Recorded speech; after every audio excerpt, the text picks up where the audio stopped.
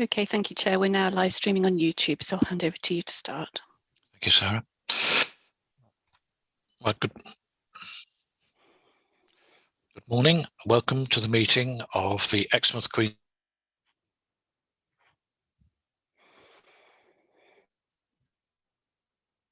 Sorry, Chair, you're muted. We can't hear you. Sorry about that. I thought I wasn't. Okay, start again. Good morning. Welcome to the meeting of the Exmouth Queen's Drive Delivery Group on the 30th of November 2021. I'm your Chair, Councillor Nick Hookway. Based on the decision of our extraordinary meeting of Council on the 26th of July, I would like to remind both members and the public attending or watching that this Council has delegated much of its decision-taking powers to our senior officers. This is for a short period of time only to the 17th of January 2022 and is due to concerns relating to COVID risk. Consequently, this meeting is being held remotely and on a consultative basis only. We will continue to adhere as closely as possible to the procedural rules detailed in our Constitution. However, where this meeting would normally have decided a matter, it will now make a recommendation to a senior officer. The officer will then take that recommendation into account when making their decision. The meeting can be viewed online and will be recorded. Please bear this in mind throughout the meeting. Therefore, may I remind colleagues to be careful with their language and that the code of conduct applies throughout our meeting. We reserve the right to remove and disconnect any participant disrupting this meeting by whatever means. As this meeting is dependent upon internet connections and a power supply, in the event of a break in the internet connection or a power cut, please bear with us as we try to reconnect. If we are not able to reconnect after 15 minutes, this meeting will be adjourned and reconvened at a later date. Please check the committee page on our website for further details. Good colleagues, please ensure that your microphone is muted when you're not speaking. This will help avoid any disturbance from background noise. Could you also please keep your points short and not interrupt when someone else is speaking? Should you wish to comment, please raise your electronic hand and wait to be called. All councillors have been sent the agenda for today's meeting. Any members of the public can view the agenda by visiting our website at www.eastdevon.gov.uk. We will now start the meeting by doing a roll call of committee members here present. Can you please now unmute your microphone, and when you hear your name, please confirm by saying present. When you have confirmed you are present, please mute your microphone again. Thank you, Sarah. Thank you, Chair. Councillor Hookway. Present. Councillor Arnott. No. Councillor Hayward. Present, thank you. Thank you. Councillor Ledger. Present, thank you. Councillor Rowland. Present, thanks, Sarah. Thank you. Councillor Armstrong. Present. Councillor Coleman. No. Councillor Davey. Present. Councillor De Sarum. Present, thanks, Sarah. Thank you. Councillor Wibley. No. Councillor Chris Wright. Present, thank you. Thank you. Councillor Aurora Bailey. Present, thank you, Sarah. Thank you. And Councillor Gazard. Present, thank you, Sarah. Thank you. Over to you, Chair. Thank you. We're called, are we? Yes, good. Yes. Okay. Agenda item 1, public speaking. I'd like to welcome Mr. Mark Myerson, Exmouth Beach Volleyball Club, regarding the fitness area. Wants to speak about the fitness area. Is Mr. Myerson here, please? Yes. Hi, Nick. Hello. Okay, good morning. All right, you have 3 minutes, please. Hello, everyone. My name is Mark Myerson, and I am speaking on behalf of Exmouth Beach Volleyball Club. We are a group of enthusiastic players of all abilities, ranging from 12 to 60 years old. And if you ever walk along Exmouth seafront in summer, there's a good chance you will have seen us. Our club has strong local support, and we also have members from Exeter, Dawlish, Plymouth, and even Tavistock who travel every week to play with us. This year, we introduced junior training sessions and adult tournaments that attracted players from Cardiff and Bournemouth. For anyone not familiar with our sport, it is an Olympic sport, and it will feature at the Commonwealth Games in Birmingham next year, with English teams competing, perhaps even some players from Devon. With the right facilities, we believe that Exmouth could become a regional centre for beach volleyball and beach sports in general. A key part of that vision would be providing a facility that has plenty of flat, clean sand and permanent posts that can be adjusted for different requirements. Net posts, that is.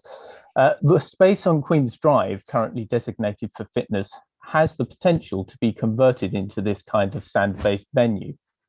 This could attract some of the best players in the country through tournaments and provide us a unique space for many other activities such as beach football, beach rugby, beach tennis, beach netball, fitness classes, and other outdoor events.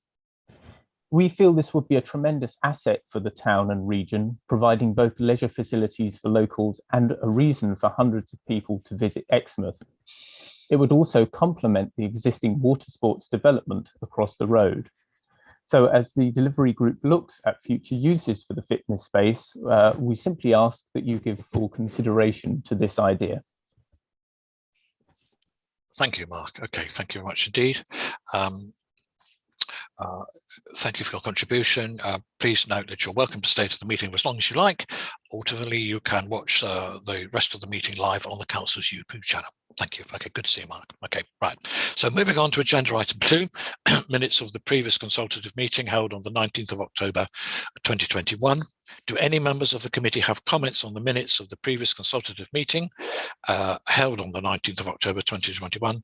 If so, please raise your electronic hand. If there are no hands raised, I will take it that you're happy that the minutes are received and noted. Sarah, do we have any hands up? I see no hands up. Thank you, Chair. Thank you. Then the minutes are received and noted. Thank you. So moving on to agenda item 3, apologies. Sarah, do we have any apologies, please? Thank you. Councillor Brenda Taylor, a member of the group, and also non-member Mr. Peter Gilpin from LED has sent apologies. Okay, thank you very much indeed. Right. Okay, agenda item 4, declarations of interest. Thank you, Sarah. Thank you. Councillor Hookway. Yes, I have a personal declaration. I was a chair of Save Exmouth Seafront until May 2019, and I wish to confirm that I am no longer predetermined on any matters regarding the seafront and the Queen's Drive redevelopment. Thank you. Thank you. Councillor Arnott. I don't think Councillor Arnott's joined the meeting yet. Councillor Hayward. None at all. Thank you very much. Thank you. Councillor Ledger. None that I'm aware of. Thank you, Sarah. Thank you. Councillor Rowland. None, thank you. Thank you. Councillor Armstrong. None, thank you. Councillor Coleman. Don't think Councillor Coleman's here. Councillor Davey. Yes, Sarah. I'm also an Exmouth Town Councillor. That's a personal interest. Thank you. Councillor De Sarum. Likewise, Sarah. Exmouth Town Councillor, one of the three representing Little and Maud. Thank you. And Councillor Wibley. I don't think Councillor Wibley's here. Councillor Chris Wright. Personal one, Sarah, former tenant of the site, but not predetermined in my view. Thank you. Councillor Aurora Bailey. An Exmouth Town Councillor, thank you, Sarah. Thank you. Councillor Gazzard. Yes, also an Exmouth Town Councillor, Sarah. Thank you. And I can see that Councillor Arnott's joined the meeting. Councillor Arnott, do you have any declarations of interest, please? None, thank you, Sarah. And apologies for lateness, Chair. Thank you. Over to you, Chair. Thank you for that, Sarah. Okay, agenda item 5, the temporary uses update, pages 8 to 11 on your agenda. I'd like to hand over now to Tim Child, Officer Tim Child, to present the update. Thank you, Tim. Thank you very much, Chair. Okay, so this report follows a Part B report, which I took to the delivery group back in September this year, outlining the arrangements for 2021. So that report was very much focusing on how the 2021 season had progressed, and in particular the various income streams that the council had achieved through that. And also in that report, we set out our high-level proposals for dealing with the 2022 season. Since that September report, officers, as agreed at that meeting, have now met with the traders and also and through that received further feedback from them directly on how they thought the 2021 season had gone, which arguably their feedback is absolutely critical in all of this. They're the ones who've been there day in, day out, so we're really, really keen to sort of learn from that. And also, so this report sort of summarises the feedback from that meeting, and also the feedback we've received separately from other traders and operators who weren't able to be at that meeting, and sets out in more detail how, based on that feedback and based on the debate from the September meeting, how we're then going to progress the 2022 season. The recommendation within the report is merely for the delivery group to note the content of the report, but I would like, please, to draw members to some specific parts of the report, if that is okay. So firstly, if I can draw your attention, please, to paragraph 1.3. So this deals with the feedback from the officer meeting that took place with the traders, but also encompasses other feedback we received outside of that meeting through direct approaches from those unable to make the meeting. And if you don't mind, I'd just like to sort of skim through those bullet points, because it was a really, really positive meeting. And I was conscious that for a lot of the operators and traders, we were taking them away from their day job, their ability to earn an income, to work with us, to look at how we can sort of improve the site yet further in terms of temporary uses. So if I just quickly run through those, please. So first main observation was that the site should be plastic free. This, they say, didn't apply in 2021 due to the event space at the rear. Which they say, and I have to say, I agree completely, so defeated the measures put in place by the traders and by the council in terms of the main site and its sustainability credentials. So I think that's a definite learning for next year. Again, on the sort of the fun fair topic, the fun fair brought in lots of families. However, some families did comment that it was expensive. Now, that was feedback from the traders who obviously spoke to the families as they were going in or after they'd come out. So there was a feeling that, yes, it was well received, but it was expensive. In terms of 2021 season generally, most had a good year, but they felt that 2020 was busier, which for me was really interesting, because I think the 2020 season was pinch pointed into a much sort of narrower window or time frame. But I think as we all came out of that first lockdown, everyone was out spending money, buying coffees, ice creams, visiting those sorts of places. When whilst the season for 2021 was much longer, I think the weather wasn't so good, and also perhaps the novelty factor of being able to go out again and buy a coffee, however simple that might sound, is sort of worn off. So I think the weather and the sort of generally sort of a different season sort of had impacted. So good year, but not as busy as 2020. A suggestion was raised by a number of them, in fact, of a more traditional fun fair going forward on the rear event space, tying in with the plastic-free theme, but also just sort of more traditional, and that might be a better sort of blend with the front of the site. That's something that myself and colleagues are really, really keen to explore. But the big caveat behind that is that there does need to be a market for it. So it's fine us saying we'd like a traditional fun fair, but we then need to find a traditional fun fair who's prepared to come to the site. So but I think that's certainly something as officers we'd like to explore and to test the market, really.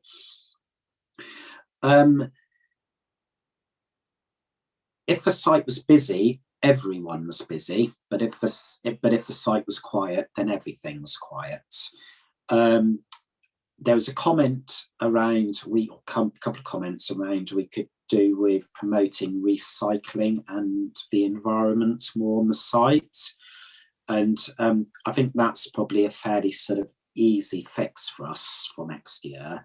through signage, possibly some kind of events to promote sustainability on that site as well. And I think because of where it is in terms of its the natural capital adjacent to the beach and the sea, I think it's a really good site to get that really sort of strong message out there about sustainability and climate change. So again, big learning there, really good feedback. We could improve the evening event offering. Now, probably of everything that we took from that meeting with the traders, this was probably the biggest theme. So we can improve the evening event offering. This was one of the strongest messages. The site really only operated during daytime only, and the suggestion was events. So sort of going back to where we had been in previous years to a degree, events generally, but also evening events could generate significant revenue potential, potentially by the council, but also for the traders themselves. So a win-win for everyone, and just generally making sure that site was vibrant for more hours than any day, and sort of a greater mix of activities as well. Lots of members of the public had made comments to the traders on how difficult it was for them to park whilst visiting. And that came across really, really strong. So I think that's something that as officers we need to we need to consider in terms of sort of parking provisions generally as we sort of move into the long term. The suggestion posed by officers of an additional trader. So as officers, and indeed as discussed at the September delivery group meeting, we thought there was the potential to add another food outlet, but of a slightly different offer, so something slightly healthier perhaps. So at the moment it's sort of chips and things and coffee, so something perhaps more healthy. And the traders, as long as it wasn't sort of directly competing against them, were quite supportive of that idea. So we were looking at sort of healthier or plant-based food focus. So to complement rather than compete. Probably in a more tricky part of the discussion, inevitably, was around next year and the need to secure commercial rents to ensure that rental levels were consistent across the site. This message seemed to be understood by the traders who were present, but we did assure them as officers that we did not wish to lose them, just that they needed to all pay a commercial rent. And we committed to discussions taking place with them individually in terms of what that new rent should be, in the hope that terms could be agreed with them. And it would only be if those negotiations failed that we would then market the pitch. Their pitch, what they didn't want to do was to be competing against others. So they are going to be given the first opportunity, but they will have to pay a market rent and it will be consistent across the site.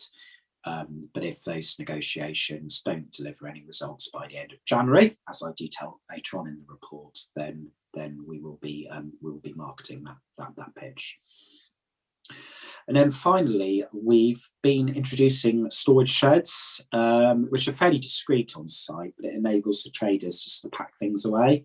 And they have been very, very well received, but there was a suggestion that because they're well received, because they're heavily used, if we were to bring in another trader, then we would need to provide an additional storage shed, which we can do very easily.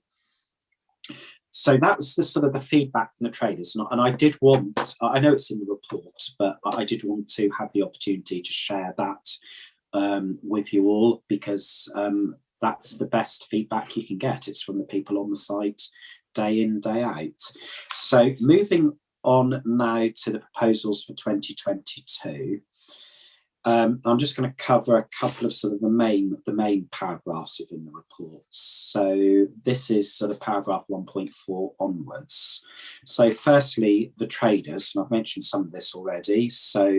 But what we're going to do, discuss, so we're engaging Torbay Development Agency, Torbay Development Agency already do a fair amount of our valuation estates work and have been doing for a long time across the portfolio.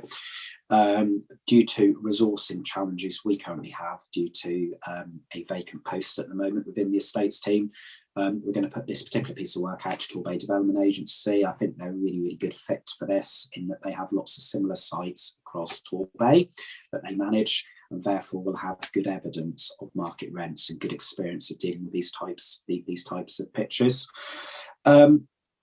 They will be undertaking the valuation work in December with the intention that then very early in January, they will open negotiations with existing traders. I say traders, I also mean LED as the bar operator,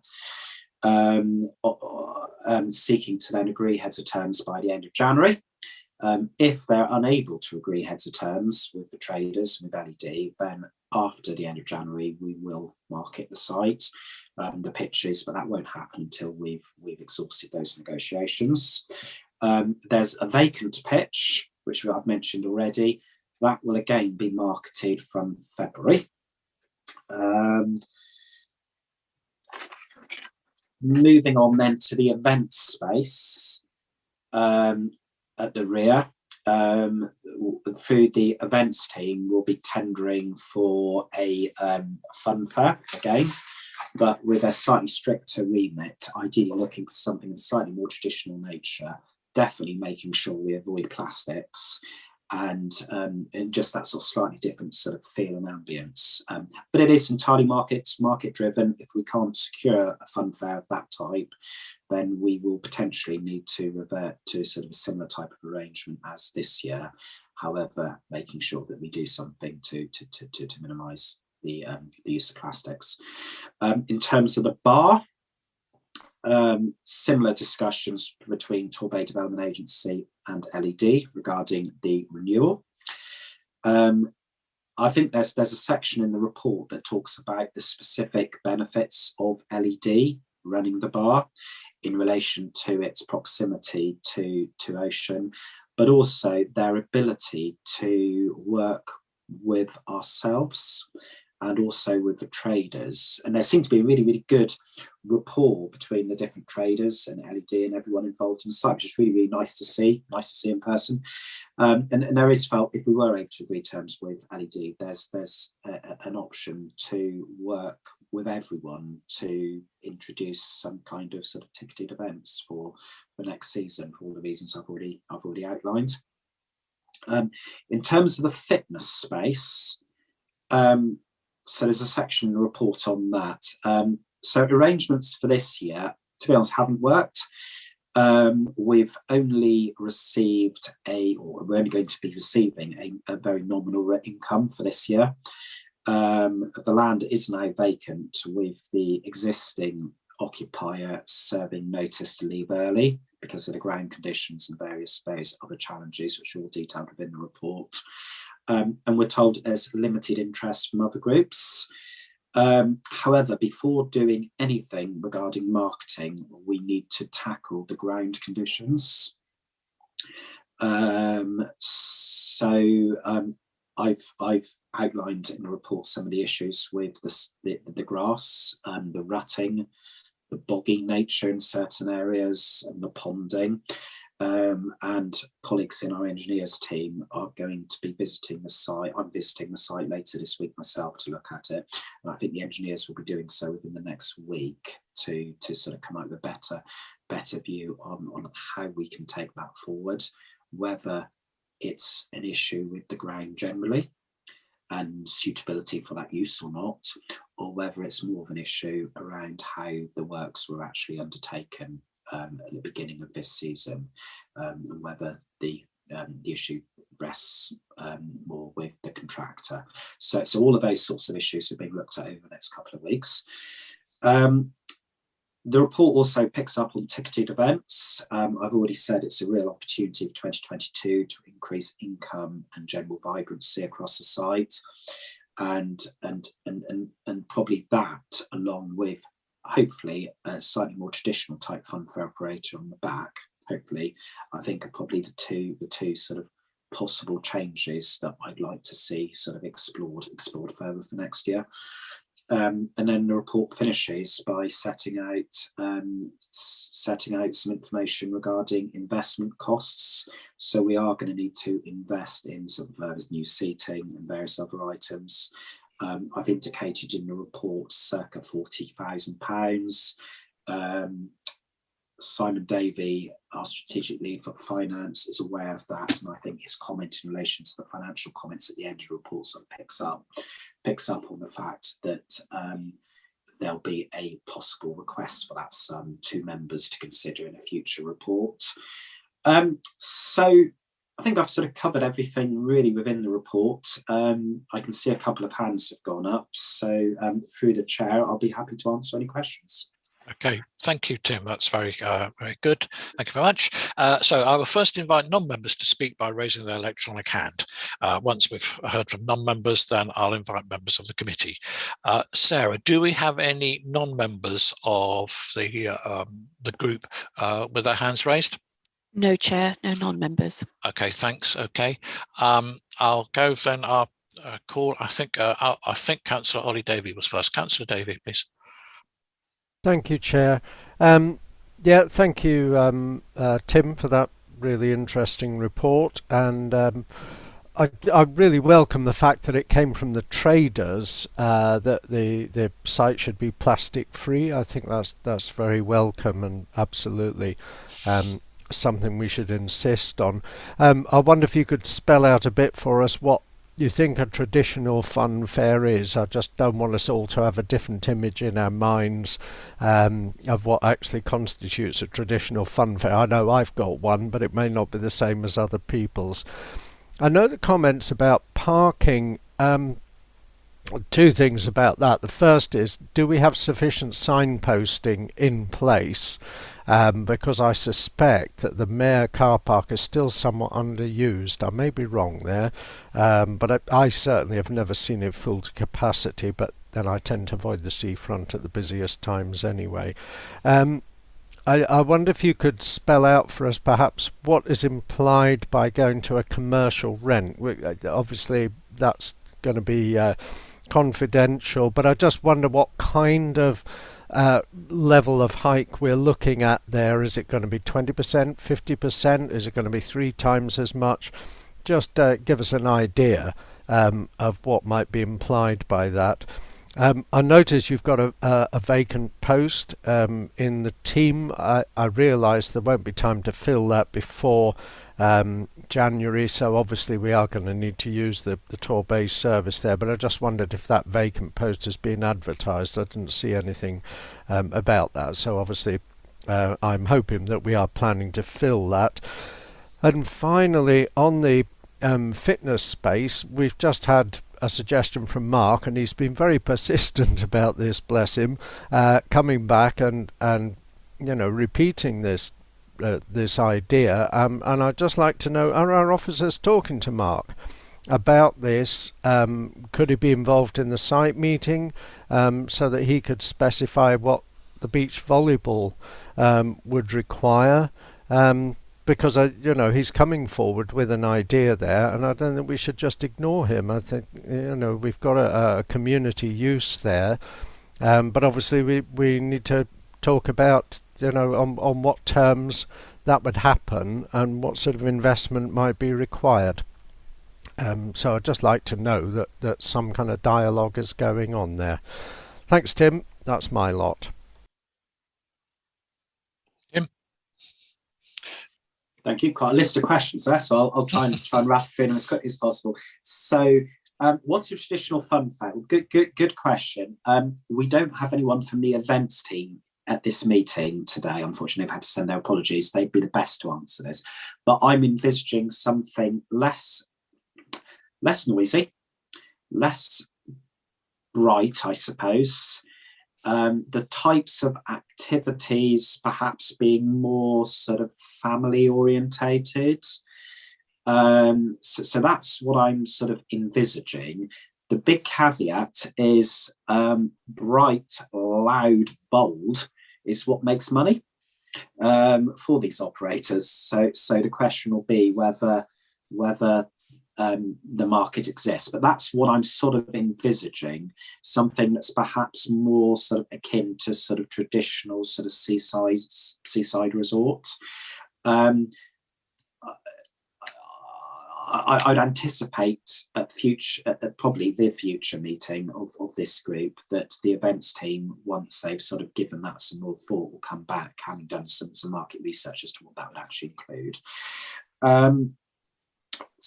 In terms of the parking, is there sufficient signage? This particular issue was picked up through a previous delivery group meeting. I think probably 9 months. I think it's probably prior to the 2021 season. It was picked up through Andrew Ennis. So I can take away, if you'd like, as a recommendation from this meeting, that if it needs to be a recommendation, I will liaise with Andrew Ennis to look at whether there needs to be improved signage. What is a commercial rent? Okay. I need to be very cautious here because we talked a little bit about this at the September meeting, which was intentionally a Part B meeting. So we talked in that meeting about the rents being paid by different traders currently. And I think from the evidence that I provided then, you'll have seen that there was a big variance. So as a member, you will have had that report, and that probably, if you look at that report, that probably gives you an indication. There was a new letting, and it's contained within that Part B report, which was new this season. And you'll have seen that that rent is very different to other rents. So that should give you some indication. But I think as this is a Part A meeting, I need to be cautious not to go much further than that. Also conscious that in December, Torbay Development Agency will be valuing the various pitches, and I don't want to meddle in that by suggesting publicly what that valuation might be before they do it. So I'm afraid that's all I can say for the time being. But it is for a number of the traders, it would be a significant increase. And I did make that point very clear when we met with them back in October. You've asked about vacant posts in the teams, in the estates team. So yeah, we have one vacant post. We actually have 2 posts that we are currently out to the market on for the estates team. Well, in effect, the estates team's now half the size of what it should be, so it's a big impact on the team. Yeah, we've advertised internally and externally, and we're shortlisting candidates. I think it's next week or the week after. So yes, we're progressing with that. Your final question, I think, Councillor Davey, was in relation to the beach volleyball. Now, this is a difficult one, and it's for the same reasons I've given at previous meetings and lots of sort of other ideas. So we've obviously heard from the Exmouth Beach Volleyball Club at a previous meeting, which I think was sort of March time this year, with a very, very similar pitch. At that meeting, we then explored with them, well, what does their use actually require? And at that meeting, we were talking about, well, it needed, in effect, it couldn't be grass, it needed to be sand. It needed to be sort of good sand, or not sort of encapsulated in a proper way. And in terms of the costs of doing all of that, they were quite significant. But the club were confident that through their discussions, I think they'd already had some early discussions with Sport England, or if it wasn't Sport England, with similar type bodies, and there was various sort of funding out there. But for them to secure funding, they need something much more than just a year. And indeed now, I'd suggest we're only in a position to sort of give people sort of a year's agreement until such time as members you decide on what you want the future of that site to be. And at that stage, you can consider beach volleyball alongside other uses, but that needs to be picked up as part of that exercise through the consultation that we talked about, through the option reports that we talked about.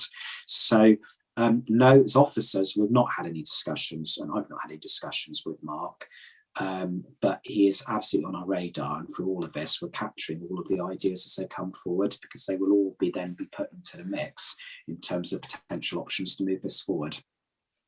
Okay, I think I've answered all of your questions, Councillor Davey. Thank you. Right, thank you very much, Tim. Okay, I'm going to call Councillor Aurora Bailey first, then I'm going to call Councillor Chris Wright, and then Councillor Bruce DeSarum. So Councillor Aurora Bailey, please. Thank you, Chair. Thank you, Tim. A very good report. The feedback I've got for the traders is if they could be open a bit later during the evening, because people are down the seafront and they want coffees or refreshments or whatever during the evening. I'd just like to pick up on the Dinosaur Park, please. As you know, I'm very passionate about the Dinosaur Park. Is it going to be permanent fixture? Is it going to be there next year? Can you tell me what's happening with the Dinosaur Park, please? And also the former car park where the grass area is there any chance it could be extended into the park? For the older children, I mean, the park is still being used now in the winter. I just wonder what's happening with that, please, Tim. Thank you very much, Chair. Thank you. Tim. Thank you, Councillor Bailey. So, so this is Dinosaur Children's Play Area. So there's no intentions for it not to be open next year. So it will continue as a temporary use. Yeah, obviously we don't know what's going to happen with COVID and various lockdowns, but as far as it goes, yeah, we're planning on there being the play park there as a temporary use. In terms of longer term, it comes back to the comment that I made regarding the beach volleyball. Members need to make a decision as following an exercise through officers around consultation engagement, coming forward to members and through delivery group with a range of different options to consider. And that will be the opportunity then for members to decide, is there going to be an ongoing dinosaur play park or not? In terms of the extension of the dinosaur play park short term, and I had a feeling you'd ask this question because you often do, and so I know you're really keen that we extend that onto that adjacent fitness area. So the engineers are looking at that, and I, through my discussions with them, I will speak to them about the play park concept. However, in all likelihood, it will be very expensive for something that might only be there for a couple of years, and would probably require digging up all of the grass, a lot of the grass, and all the works that were done at the beginning of this season. So I suspect a temporary extension of that play park is probably not viable. But of course, going back to the longer term proposals, it will be considered as one of the options, and it will be a decision for members as to whether they want not only for it to remain, but for it to be extended. Okay. All right. Thank you, Councillor Bailey. Councillor Chris Wright, please. Thank you, Chair. Thank you, Tim, for your information that you've passed through us. If I could just pick up on a few of the points, that some of which have actually been addressed by Councillor Davey and Councillor Bailey. I do think it's interesting that we have someone who is chomping at the bit to get involved with using the fitness area. And I hear your comments with regards the ability for any investment on that if it's for only a short period. And my understanding is everything we are looking at the moment is purely for 2022. If I'm wrong, please someone shout. What I would like to see is whether or not another discussion can be had with the beach volleyball to see if there is something, even in the short term, we can look to use that fitness space for. Very compelling when you have someone speaking about an Olympic sport, people travelling to Exmouth specifically to do outdoor activities with an age range from 5 to 60. This is surely something that we want that particular area to be used for, because that sounds pretty inclusive to me. Now, as I say, I hear what you're saying, that for them to get funding, a year is nothing, is it? But whether or not we can look at some sort of short-term usage for 2022 for that group, it surely has to be worth a discussion. I'm slightly disappointed to hear that we're still talking about signage for car parks, because we've talked about that for a long period of time now. And we shouldn't be asked or asking you to have to go and look at that again. And that's something that I find very frustrating. Just a bit of feedback. I'm slightly surprised that 2020 was busier. The West Country was absolutely full to the brim. My particular business is in tourism. Everyone I talk to has been absolutely flat out this summer. Having said that, if I was talking to my landlord who was perhaps going to do a rent review, it might not have been such a good year. I won't say any more than that. Can I also ask,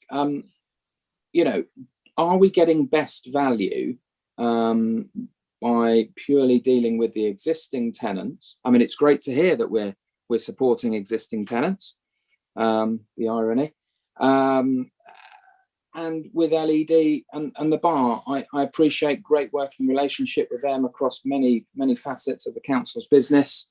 I just wonder, whether or not that's purely because it's a one-year thing again, and I get the feasibility, that may be an essential way forward for 2022. Hopefully it won't be the same thing for 2023. This site, we should be far more aspirational in my view. Once again, the irony that we're listening to people who want traditional entertainment on the site.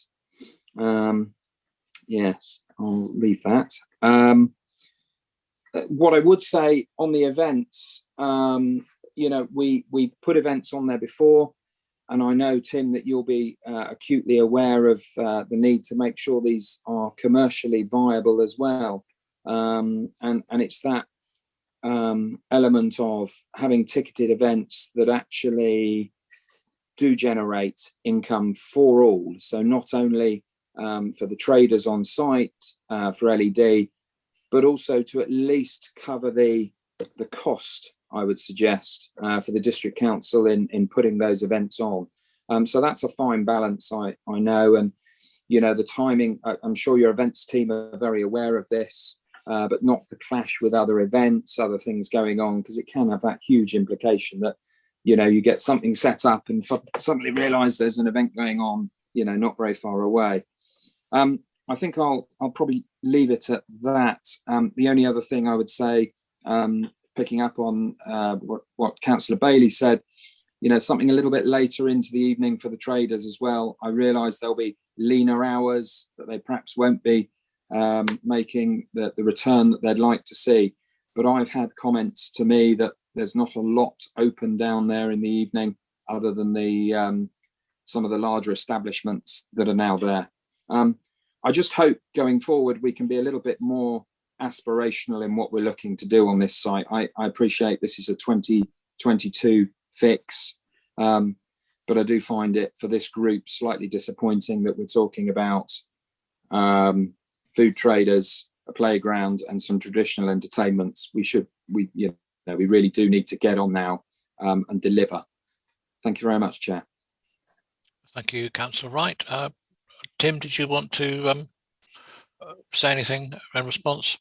Yeah, thank you. There were lots of comments which I don't think I do need to respond, which I don't need to respond to, but there were some, I suppose, questions which I will.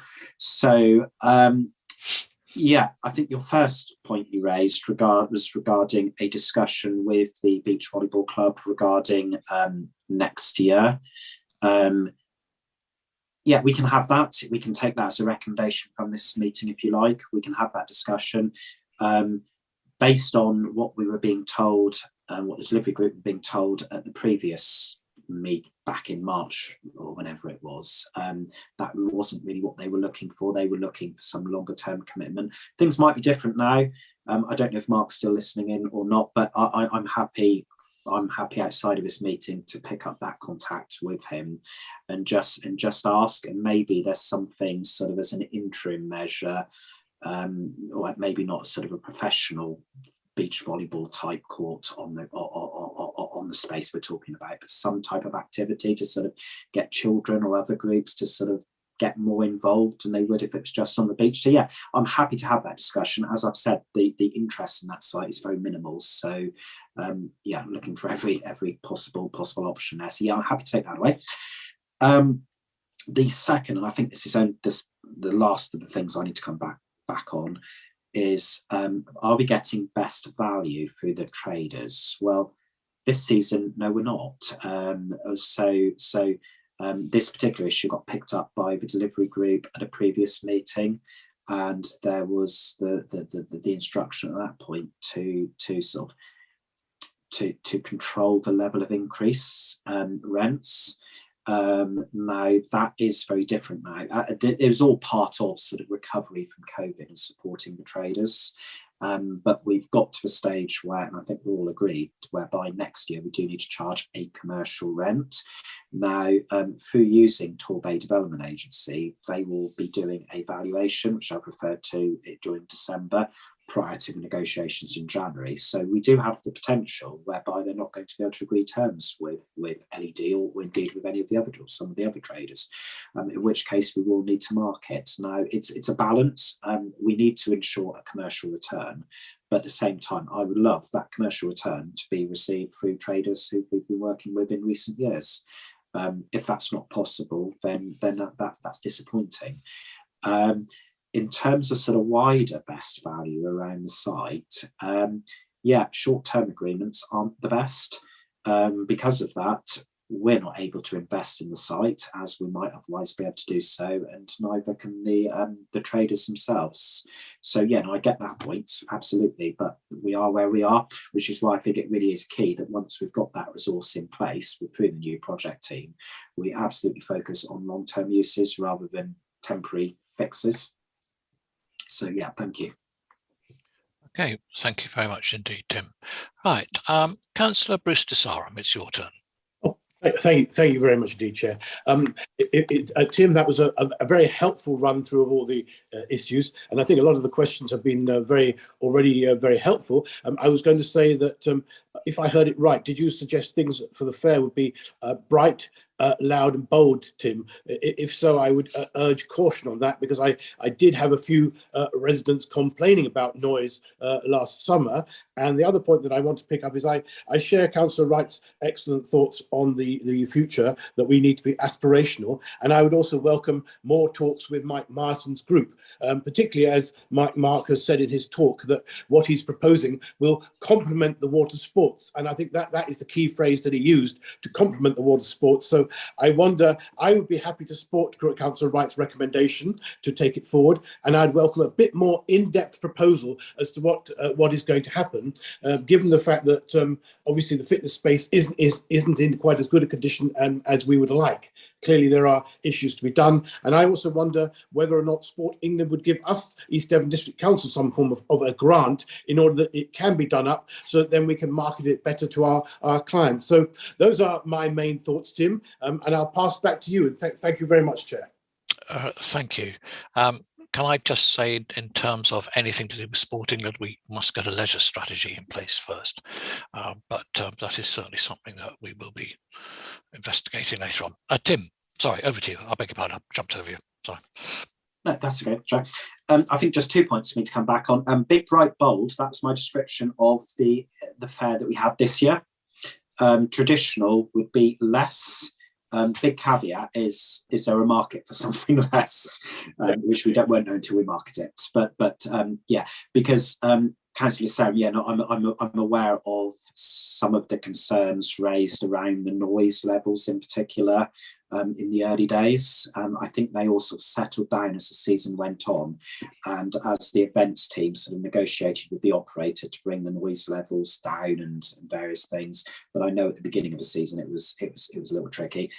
In terms of the grant to East Devon to do something with that land, I suppose it all goes back to what is it that the council wants to deliver on the wider Queen's Drive Phase 3 sites. So, and there is a danger that we end up in isolation, I suppose, picking particular uses that then impact on and negate a bigger comprehensive development. And that comprehensive development might indeed include a beach volleyball court. And there may well, through a comprehensive development, be a good way of being able to fund that, either through external funding or through other commercial returns we make from the site. But all of that needs to be considered as one. Otherwise, we'll end up with lots of sort of things that are pepper potted around, and then we'll end up with bits of land left over that we just can't do anything with because we've already committed to other things on the adjacent bits. Okay, good. Okay, thank you, Tim. Right, I'm going to call Councillor Megan Armstrong and then Councillor Gazzard and then Councillor Rowland. Thank you. So Councillor Armstrong, please. Oh, thank you, Chair. If you don't mind, I'd just like to, through you, Chair, I'd like to go back to Tim and just ask about this meeting that was held. And it may be a naive question, I don't know, but I don't remember this being mentioned at the last meeting. And it just concerns me a bit that meetings are being held with traders that we know nothing about. And that Tim might say, well, that's an officer's role to do that. So just a few points about that. When was the meeting held with the traders? Where was it held? Was it face-to-face? Was it on Zoom? Who was invited? Who was present? Were any members of this delivery group attending? Or were any members of the public attending? And how many traders were present? So that's the questions, they're the questions I've got about that meeting, because I think it's important to know that, you know, what's going on. And it's okay coming back to this meeting and saying, yes, a meeting was held, but did any of us know about it? I don't know. I'm just a member of this group. The chair may well have known about it, but I certainly don't remember it being discussed. And then just a final comment, if you could answer those queries, please. And then just referring to what was said earlier about people wanting traditional entertainment on the site. And I realise that Councillor Wright is not in a position to comment more than he already has done on that, but I certainly can. And, you know, I've mentioned this over and over again. I think I mentioned it at the last meeting, you know, that if we'd have carried on with the traditional things that were on the site, then we've just basically gone round in a huge circle. That's what it seems to me. And I think that's a real shame. And a lot of time has been wasted. And I know that there are other plans to do, you know, we want more exciting things, but the basis of that site for me has always been, the comments I've had over the years, is that it's a traditional family play area. And that's what we should be aiming for, with some additions, admittedly, some more modern additions probably, but that's what it's about. And I just find that's a real shame. So if, through you, Chair, if Tim wouldn't mind answering the questions about the meeting particularly, and any comments on that last thing I've just said as well. Thank you. Thank you, Councillor Armstrong. Tim? Thank you, Chair. Whilst Councillor Armstrong was talking, I was trying to pull up details, pull up the previous report. I've not been able to scan through it yet. I believe that it was mentioned either at it would have been at the September meeting. I've got the report in front of me. I've not been able to scan through it. If it wasn't within the report, I believe it was mentioned in the discussion around it. In terms of the meeting itself, it was a face-to-face meeting, so social distanced, of course.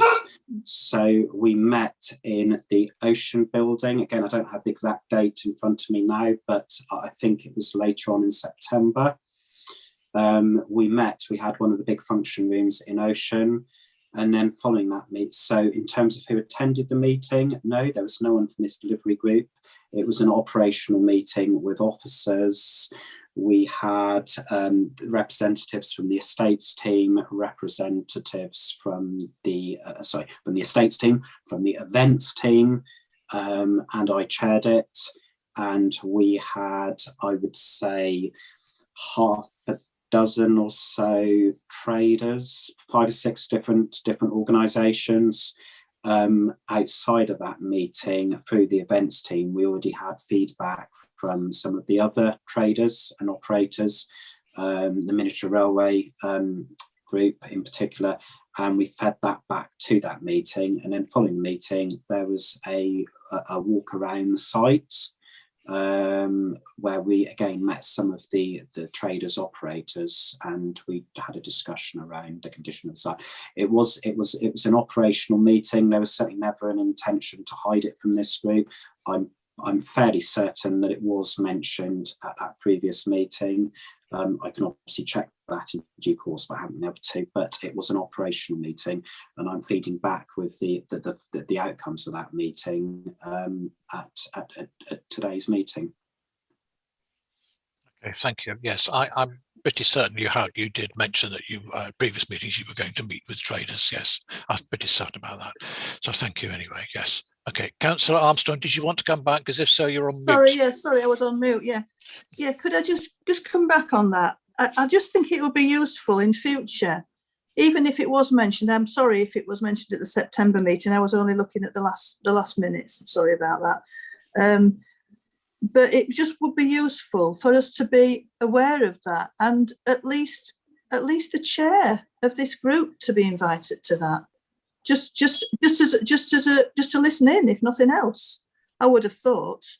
But for none of us to be aware that was going on until after the event. And in the report, it doesn't say when it was held. And I know you say you can't remember when it was, but information like that would be useful, I think, in your report. Just a little bit more detail of who was there and when it took place and so on. It just seemed a bit vague to me, but thank you, Tim. I sound as if I'm having a real go at you. I'm not really. I just want a bit more clarity, I think. That's what I'm saying. Okay, thank you, yes. Thank you, Chair. Thank you, Councillor Armstrong. Okay, right. Okay, we'll move on. Councillor Gazal, please. Thank you, Chair. Thank you for your report, Tim. Very, very welcome to see what's down. And as a previous speaker may have said, that a lot of this has come from the traders that are on there. It's just a couple of points. In one of the bullet points, you were saying you were going to be looking for an additional trader with a healthier or plant based menu, if you like. And I'm sure of that. And I was pleased with your comment that you said it was not to compete with existing traders. Hopefully you are aware that one of the existing traders at the moment does or did provide a vegan option. So we've got something like that there already. I appreciate why we're having to use Torbay Development Agency. And I don't know whether you will be able to tell me and this forum, but obviously there's going to be a cost to that, I would assume. Is that commercially sensitive? If it is, could you let the group know in writing what the costing of that's going to be, please? Because that's going to be some extra money that is going to have to be found. I have to say that I fully agree with what Councillor Bailey has to say about the Dinosaur Park. It is extremely popular, that park. I take my grandchildren down there and they love it. But it does need some TLC. And I was wondering whether you've got any further details on what we're going to do to bring it up to a better level than it is now, because some of the stuff is getting a bit worn out. I fully support the idea of having events in the evening, because yes, that's been mentioned to me loads of times, especially by traders, saying that they would like to see some stuff going on in the evenings. And when it first started, I think in 2019, the events that were held at the back were extremely popular, and that they were ticketed. Signposting for car parks. Yes, I totally support what Chris Wright says, Chair. This was raised many meetings ago, and I would have thought it could have been done for last summer, but hopefully it can be done for this summer. And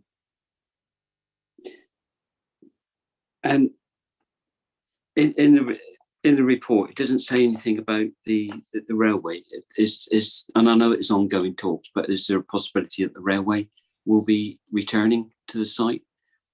Thank you, Chair. Okay, thank you, Councillor. Tim, please, if you wouldn't mind.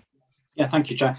Okay, so in terms of Torbay Development Agency, there's not going to be a cost to this project of their involvement. If I just explain their involvement generally, so they have been working with the estates team to provide additional support due to lack of our own internal resource.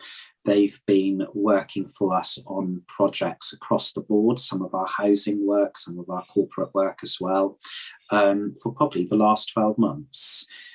So we, through the estates team, sort of divvy out the work to the internal officers, and then other work will go to Torbay Development Agency.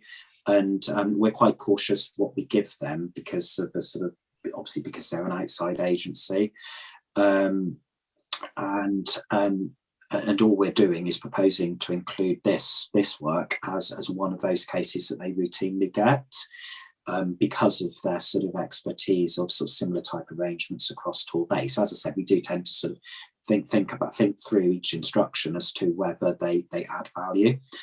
But so there isn't a direct cost to this project. It's more of our sort of staffing resource cost. However, just to sort of put it into a bit more context, that particular post, I have the approvals in place that rather than continuing to use Torbay Development Agency, who ultimately, being an external agent, we pay more per hour for than we would for our own staff. Yes, we get flexibility, we get other advantages, but I've got all of the agreements in place that we replace that resource with a substantive member of staff in-house. And I'm also advertising for that post at the moment, and again, shortlisting, so advertised internally and externally. And we're shortlisting, I think it is next week, for that particular post. So that particular arrangement, if we're able to appoint, will at some point come to an end, but it won't be until into next season once we sorted this. So hopefully that's given you a bit of comfort. This isn't sort of a cost a cost that's going to be attached to this particular project. You've asked about the Dinosaur play park. It goes back to the fact that each year we are focusing on interim arrangements only. So it's a difficult business case to invest in a play park that may or may not be there in a couple of years' time. But yeah, I pick up on the point you've made regarding the condition of it, and we need to be really mindful that all of the temporary uses there were only ever intended to be very temporary and only for a couple of years, and they've already we've already gone on beyond that. So as to any investment in the Dinosaur Play Park, that would come from members in terms of the decisions around which will follow the consultation engagement, the option reports around what you can do with that site. And yes, there will be a cost attached to that, but that cost might be able to be recovered through other incomes that you might get elsewhere on the site. And then finally, the railway returning. So feedback from colleagues in the events team was that the railway use at the very back of a site, sort of behind the fun fair, didn't really work. it was fairly well hidden, and it probably, because it wasn't a circular route, it was just literally around the back of the site, probably wasn't as appealing as they would have liked. They, as a result, chose to leave the site early because it wasn't working for them. I think once they have a better idea on whatever uses are going to be on the site, they may or may not be interested. But I know the events team are in contact with them, and I'm sure we'll be putting this idea to them once we know what the fun fair use will be. But yeah, the use this year didn't really work for them. Okay. Did you wish to come back, Councillor Gazzard? Yeah, there was just one other question, Chair, that I didn't ask. The future investment that you were talking about, the 40,000 or so, is there any possibility that we could put these metal places for people to chain their bikes up against? Because that was a request from lots of cyclists that I spoke to last year that came down. And I think I did write to the chair and ask whether or not it could be looked at. I just wondered whether that would be a possibility. I know there'll be a cost implication with that, but whether that could be fitted on the site there somewhere. Okay, Chair, if you're happy for me to respond direct. Yes, please. Yes. I'm visiting the site on Friday with one of our building surveyors to look at the costs and all of this. So I will add the cycle rack to that. I think cycle racks generally aren't that expensive. We've had them elsewhere in the district, whereby they are literally attached to lampposts and things. So they are quite straightforward to install. So yeah, we'll look at including something like that if we've sort of got, we've got everyone's sort of broad support to that. And I think I'd concur. It's obviously got lots of people cycling along the seafront and nowhere to store their bikes. So yeah, we'll consider that. Okay, thank you, Tim. Councillor Jack Rowland, please. Thank you very much, Chair. And thank you, Tim, and thank you to Mark from the Exmouth Beach Volleyball organisation. And that was a subject I wanted to touch on, actually. And since I first raised my hand, I was pleased to hear Tim say that he will be talking to Mark about the short-term possibilities. So thank you for that. But looking longer term, and you did briefly touch on it, Chair, when you mentioned about the strategic leisure review, which is being carried out independently, looking across facilities across the whole of the district. And one of the things that should be coming out from that is looking at local priorities and where there are gaps.